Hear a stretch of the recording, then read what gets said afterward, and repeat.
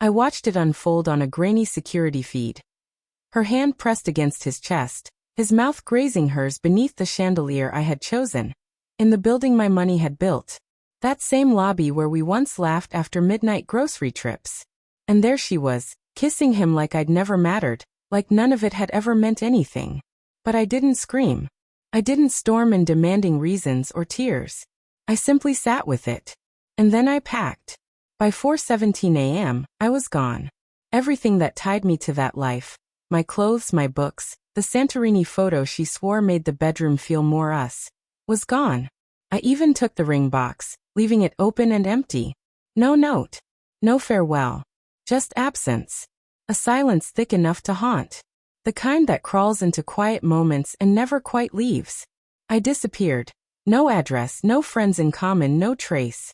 I erased myself. A new name, new number, new identity. I buried the past beneath the steel and glass of the corporate world. I became unreachable, a ghost dressed in ambition. Back then, I was just another low-level analyst trying to prove something. And she was the woman I thought I'd marry. We had 2 years of shared rent, half-written playlists, inside jokes no one else got. She used to hum while brushing her teeth, and leave one sock twisted in the sheets. I loved her in all those tiny, ordinary ways. But sometimes one instant, just one, is enough to set fire to the whole thing. That kiss was it. The match that turned love to ruin. I never looked back. Never let her see the pieces of me fall. I poured every ounce of that pain into progress. I climbed, brick by brick, until the ruins became a fortress. 9 years later, I sat at the head of a long table, skyscrapers glittering behind me. I wasn't even supposed to be there that day, for the final round of interviews for a senior marketing role. But something pulled me in. A shift. A flicker of instinct. Then she walked in. Her hair was longer now. Her eyes dulled by time. But around her neck still hung that old necklace. The one I'd bought in Florence. The one she called her lucky charm. Maybe its luck had run out. She didn't recognize me at first. Why would she? I'd changed everything. My look, my presence, the quiet authority I carried. But when I leaned forward and spoke her name, I watched something inside her crumble. She tried to keep her composure, but her voice shook, hands trembled. She scanned my face, probably hoping for softness. She found none. Just the cool professionalism I had mastered. That was the first blow. Later that night, the phone calls began, unlisted number, again and again. By sunrise, I'd counted 143 missed calls. I didn't answer a single one. Instead, I moved like I always had, quietly, methodically. Tracked her resume. Acquired her last company. Closed every door before she could knock.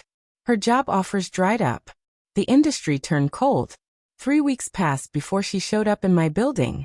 Not to embrace someone this time, just pacing the lobby, eyes frantic. Security asked if I wanted her escorted out. I said no. Let her see it.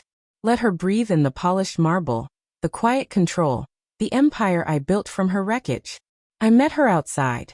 She looked thinner. Weathered. You vanished, she said. I only nodded. No. I changed. She blinked fast, tears threatening. Told me she was sorry. That it had been a mistake. That she hadn't meant for it to happen. You kissed him like I never existed, I said. And then I added, so now you don't. She reached out, but I stepped away. Good luck, I said. You're going to need it. She tried to spin the story after that. Said I was cruel.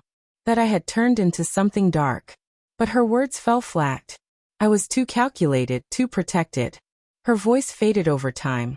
Just one more murmur in the noise of the world. And me? I moved forward. Not for revenge. That fire had died long ago. What remained was sharper. Clarity, discipline, purpose. Sometimes I walk past that old building. The lobby looks different now. No more cameras. No ghosts left to haunt.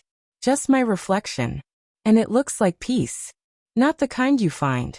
The kind you build. From silence, from scars, from the smoldering end of a love that never really saw you to begin with.